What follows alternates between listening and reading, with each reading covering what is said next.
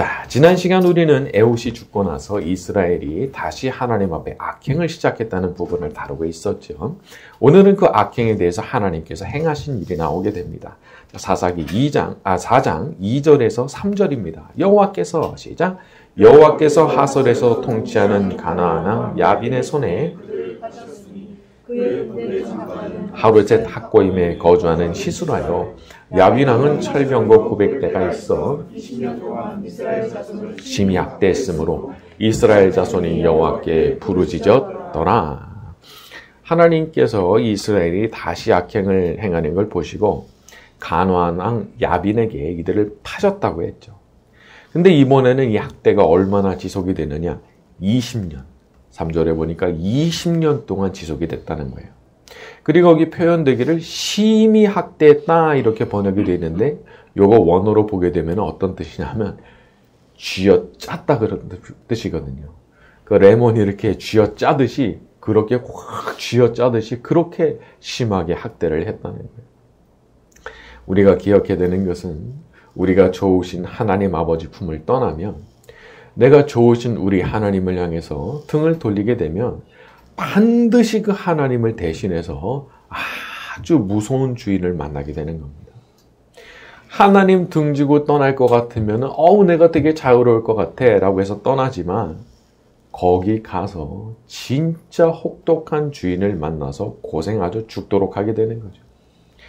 누가복음에 나오는 탕자 비유도 사실 비슷한 패턴 아니겠어요? 아버지 떠나가지고 자유다 뭐 돈도 있겠다 그냥 막 나가는 거죠. 그런데 결국 어디로 떨어져요? 돼지가 먹는 것도 안 줘요. 그렇게 아주 혹독한 대접을 받는 처지로 굴러떨어지게 되는 거죠. 그리고 이스라엘이 지금 여기서 똑같은 것을 경험하고 있는 겁니다.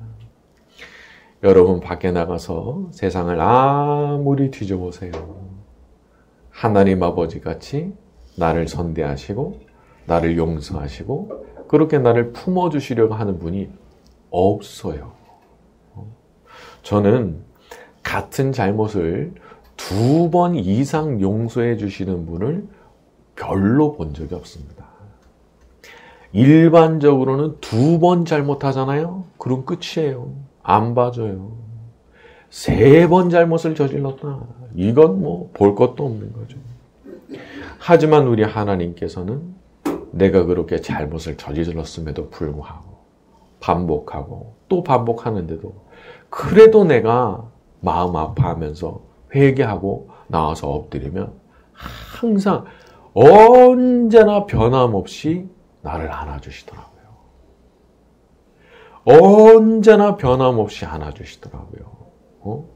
야단치고 때리는 게 아니라 회개하고 돌아오면 얼마나 따뜻하게 안아주시는지 몰라요. 시편 23편에 보게 되면 유명한 말씀이 있죠. 여호와는 나의 목자시니 내게 부족함이 없으리로다. 나의 평생의 선하심과 인자하심이 반드시 나를 따르리니 내가 여호와의 집에 영원히 살리로다. 이 다윗의 고백이 어떻게 나온 고백이겠어요? 자기가 하나님을 경험해 보니까 그분의 선하심과 그 인자하심이라는 게 너무 귀하고 자기한테 좋은 거예요. 그러니까 내가 하나님께 감사하지 않을 수가 없고 내가 하나님을 사랑하지 않을 수가 없는 거예요. 그래서 내가 평생 여호와의 집에 살리로다. 이런 고백이 절로 나오게 됐던 거죠. 그리고 이런 것이 아주 정상적인 신앙생활이라고 볼 수가 있는 겁니다. 이렇게 좋으신 우리 하나님 아버지를 항상 사랑하고 더 그분께 가까이 가기로 결심하며 살아가는 저와 여러분이 되기를 바랍니다. 자, 우리 4절에서 5절로 갑니다. 그때에 시작. 그때 랍비돗의 아내 여선지자 드보라가 이스라엘의 사사가 되었는데 그는 에브라임 선지 라마 종려나무 아래 거주하였고 이스라엘 자손은 그에게 나아가 재판을 받더라. 저는 이 부분을 보면서 정말 강한 힘이라고 하는 것은 물리적으로 신체적으로 강한 게 아니라 정신과 지혜 그리고 카리스마에 있구나 그런 생각이 들었어요. 드보라 여성이잖아요. 그 당시 사회에서의 이 동네 문화에서의 여성이라고 생각을 해보면은 이스라엘 민족 전체의 지도자로 한 여자가 선다고 하는 거는 이거는 있을 수가 없는 일이거든요. 그럼 그게 가능하게 된 이유가 뭐겠어요? 물리적으로 강해서? 신체적으로 강해서? 아닌 거예요. 그 정신과 지혜, 그리고 하나님께서 부어주신 성령의 기름 부으심, 카리스마 그런 게 있었기 때문에 그 사람 앞에 나와서 모든 사람들이 권위를 인정하고 재판을 받은 거 아니겠어요? 물론 모든 사람이 다 드보라 같은 사람이 될 수는 없을 겁니다. 하지만 하나님께서 내게도 남다른 정신과 남다른 지혜를 주시고 남다른 성령의 기름 부으심을 주시면 나도 아주 강한 힘을 가진 사람이 될 수가 있는 거예요. 이거는 하나님의 권한입니다. 하나님께서 부으시면 그렇게 되는 거니까. 야고보서에도 지혜를 달라고 구하라고 꾸짖지 않으신다고 후회 주신다고 했잖아요. 담대하게 기도해야 되는 거예요. 나한테 지금 정말 강한 힘이 필요하다. 그런 판단이 생겼다면. 나한테는 지금 이 아수라장을 빨리 정리하고 질서 잡아야 된다. 이런 판단이 생겼다면 담대하게 구해야 되는 거예요. 이거 수습할 수 있는 그 정신과 지혜를 주시고 성령의 기름 부으심 가운데 말을 듣게 하시는 카리스마도 제게 주십시오. 사람이 권위가 없으면 말 안 들어요. 아무리 좋은 말 해도 말 안 들어요. 사람이 그래요. 그렇기 때문에 어떤 질서를 잡고 정리를 하고 조용하게 만들려면 하나님께서 부어주시는 성령의 기름 부으심이 반드시 있어야 됩니다. 근데 재미있는 게 뭔지 아세요? 근데 그런 기도를 간절하게 기도하다가 정말 하나님께로부터 어떤 응답을 받았다는 확신이 딱 오잖아요? 그 와요. 그걸 딱 받으면 그 다음부터 그 사람들의 태도가 달라집니다. 너무 신기한 거예요. 태도가 달라져요. 왜 그럴까? 이거는 하나님께서 그걸 주셨기 때문에 달라지게 된 거예요. 그러니까 우리가 이런 그림을 항상 머릿속에 넣고 있어야 되는 거예요. 하나님께서 여성에 불과했던 드보라에게 그런 권능을 부으셔서 여자가 이스라엘 전체 지도자로 서게 하셨다면 하나님께서 내게 그만큼은 아닐지 몰라도 하나님께서 내게 은혜 주시면 하나님께서 내게 기름 부어주시면 나한테도 그런 거 생겨날 수 있는 거거든요. 그런 가능성이 열려 있는 거거든요. 필요하다면 기도하세요. 필요하다면 간구하세요. 남다른 정신, 남다른 지혜, 남다른 카리스마 간구하세요. 하나님께서 허락하실 때 그것이 우리에게 임하는 놀라운 일들이 임하게 될 줄로 믿습니다. 자, 우리 6절과 7절로 넘어갑니다. 드보라가 시작. 드보라가 보내어 아히노함의 아들 바락을 이스라엘의 하나님 여호와께서 이같이 명령하지 아니하셨느냐? 너는 납달리 자손과 스불론 자손 10,000명을 거느리고 다볼산으로 가라. 내가 야빈의 군대 장관 시스라와 그의 무리를 기손강으로 이끌어 내게 이르게 하고 그를 내 손에 넘겨주리라 하셨느니라. 여기 보면 드보라가 나오고 또 바락이라는 사람이 나오죠. 드보라, 현직 사사이자 어떤 선지자 역할을 하는 사람이라면 이 바락은 실제로 전쟁터 들어가서 칼을 들고 싸워야 되는 사람입니다. 근데 제가 보니까 이게 우리가 어떤 커다란 조직 안에 들어가게 되면은 뭐 자기의 역할이 고정되어 있을 수가 있겠지만은 한 개인으로 보잖아요. 그냥 나 하나의 개인으로 보게 되면은 나 스스로가 때로는 드보라 같이, 때로는 바락 같이 돼야 되는 거더라고요. 그래서 나와 함께 살아가는 분들, 가족, 친지, 요 친구들 작은 그룹 안에서 때로는 드보라처럼 내가 지혜도 빌려주고 기도로 도와야 되는 일도 해야 되고 때에 따라서는 나도 갑자기 이걸 변화시켜가지고 나도 바락같이 내가 전쟁터에 진짜 칼 들고 들어가야 되는 거더라고요. 여러분 필요하다면 달라져야 됩니다. 필요하다면 달라질 수 있어요. 하나님께서 나한테 지금 드보라의 역할을 원하시는지 바락의 역할을 원하시는지를 생각해 보셔야 돼요. 나 자신에 대한 편견에 사로잡혀서 내 자신의 역할을 고정시키려고 자꾸 하지 말고 한 번도 안 해봤던 일이라고 해도 하나님께서 지금 원하시는 것이 내가 너한테 원하는 거 드보라 같은 역할이야. 그러면은 그 일을 해낼 수 있어야 돼요. 내가 지금 원하는 거 드보라 같은 역할 아니야. 바락 같은 역할이야. 말씀하시면 할 수 있어야 되는 거예요. 때로는 한 걸음 앞으로도 나가야 되고 때로는 한 걸음 뒤로도 물러가야 되는 거예요. 이걸 판단하는 게 지혜고 분별인 거죠. 그래서 우리가 하나님 앞에 늘 기도를 하지 않을 수 없는 이유 중 하나가 이거예요. 언제 내가 바락처럼 한 걸음 앞으로 나가야 되는지, 언제 내가 드보라처럼 한 걸음 뒤로 물러서서 선지자의 역할을 해야 되는지. 여기에 이제 어려운 게 있는 거죠. 여러분, 너무 어떻게 보면은 우리가 이제 너무 단순한 답을 원하잖아요. 근데 이 복잡한 세상살이에 단순한 답이라는 게 잘 없어요. 그래서 늘 분별이라는 게 거기에 끼어들게 돼 있는 겁니다. 그래서 그 분별을 위해서 우리가 항상 기도하게 되는 거고 말이죠. 그러니까 자기 자신에 대해서도 여러분 열려 있어야 돼요. 그리고 신기한 거는 내가 한 번도 나는 바락이라고 생각한 적 없거든요. 근데 바락이 해야 되는 일이란 그런 일을 내가 받아들여야 된다는 것을 알고 그 일을 하잖아요. 그때 놀라게 되는 경우들이 많아요. 나는 한 번도 이런 일에 적합한 사람이라고 생각 못했는데 거기서 너무 놀라운 결과가 나오는 거예요. 그렇게 되는 이유가 뭐냐? 하나님 뜻이 거기 있었거든. 그러니까 그걸 올바로 알고 순종하니까 내가 전혀 안 해봤던 일이지만 거기에서 어떤 성과가 나오는 것도 보게 되는 거죠. 고정시키지 마세요. 나는 원래 이런 사람 아니에요. 하나님께서 시키시면 달라질 수 있는 거예요. 얼마든지 달라질 수 있는 거예요. 그래서 열린 마음으로 이렇게 기도를 해야 되는 겁니다. 하나님께서 원하신다면 그것이 드보라의 역할이든 바락의 역할이든 얼마든지 받아들일 수 있는 마음을 가진 저와 여러분이 되기를 바랍니다. 자, 우리 8절과 9절로 갑니다. 바락이 시작. 바락이 그에게 이르되 만일 당신이 나와 함께 가면 아니면 나도 가지 아니하겠노라 하니 이르되 내가 반드시 너와 함께 가리라. 그러나 내가 이번 가는 길에서는 영광을 얻지 못하리니 이는 여호와께서 시스라를 여인의 손에 파실 것임이니라 하고 드보라가 일어나 바락과 함께 게데스로 가니라. 여기 보면은 이제 바락의 실수가 나오죠. 8절.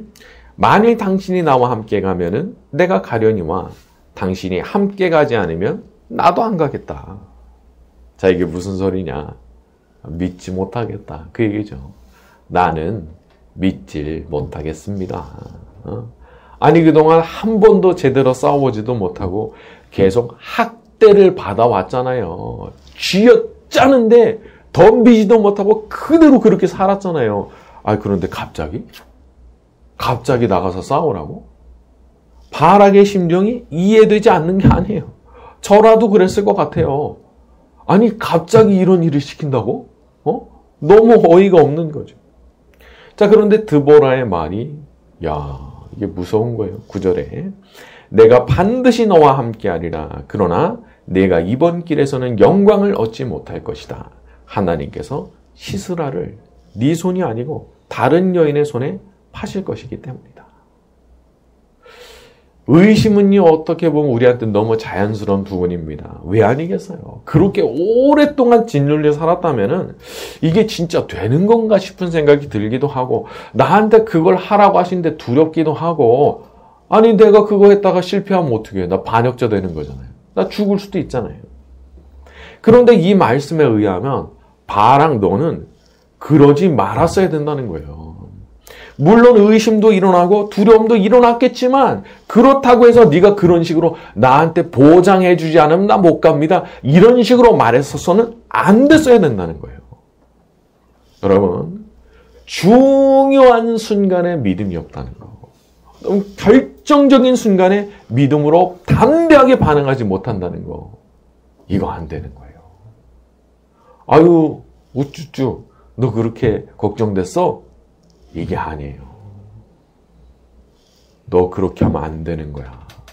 책망을 그냥 받는 거예요. 그리고 기회를 놓치는 거예요. 이후에 바락은 결국 드보라와 함께 전쟁터에 나갑니다. 그리고 승리를 거두죠. 하지만 원래 바락에게 돌아갔어야 될 그 영광, 바락을 위해서 준비됐던 그 영광은 놓치게 됩니다. 왜? 하나님께서 드보라 앞에서 했던 그 바락의 말을 기뻐하지 않으셨거든요. 그러니까 그거를 그냥 넘겨버리신 거예요.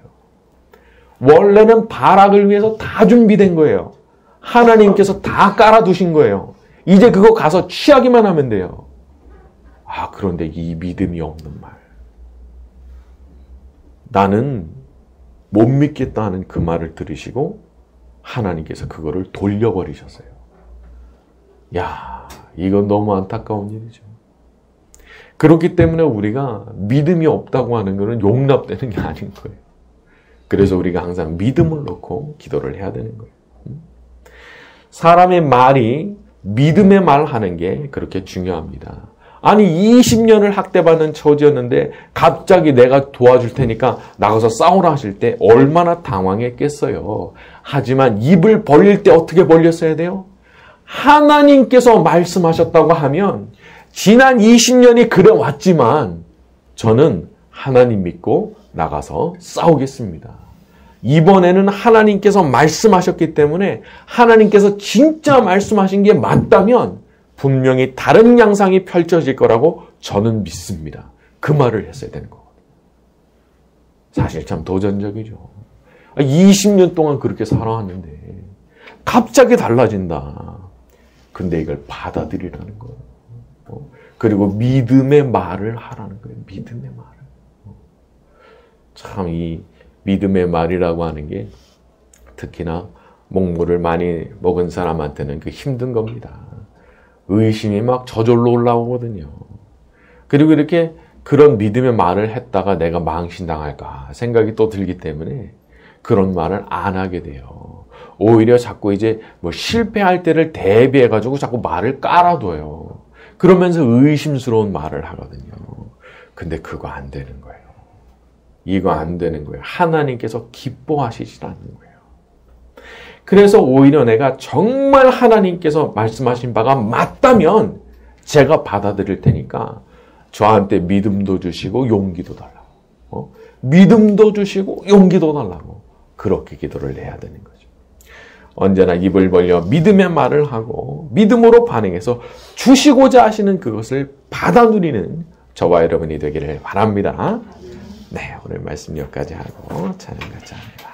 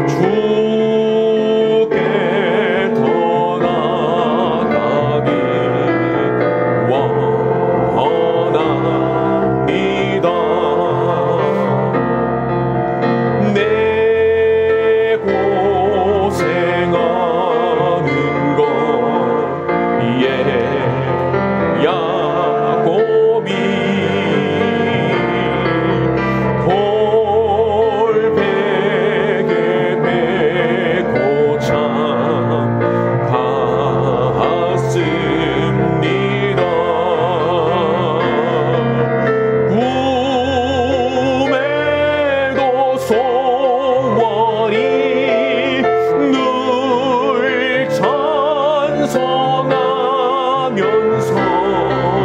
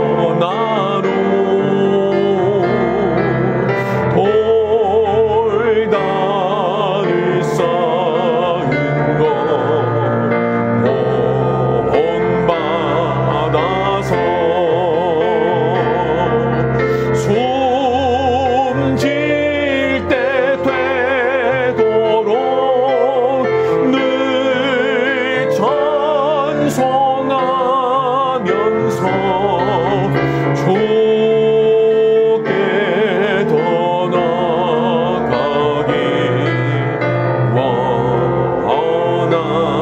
원합니다.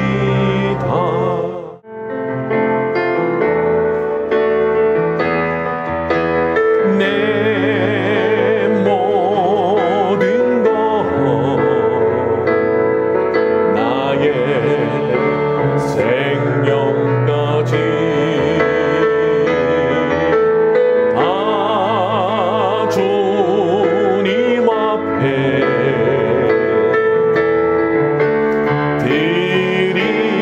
드립니다. 주 임재 안에서 이제 내 영혼 자유해. 내가 주의 거룩한 이름을 높이며 예배하리. 어린 양 찬양하리. 내 평생 그 하나로 충분해요. 어린 양 찬양하리.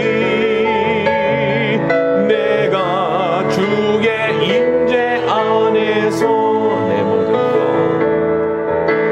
내 모든 것 나의 생명까지 다 주님 앞에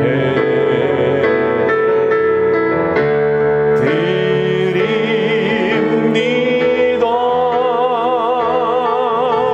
주 임재 안에서 이제 내 영혼 자유해. 내가 주의 거룩한 이름을 높이며 예배하리. 어린 양 찬양하리. 내 평생 그 하나로 충분해요. 어린 양 찬양하리. 내가 주의 임재 안에서 어린 양 찬양하리.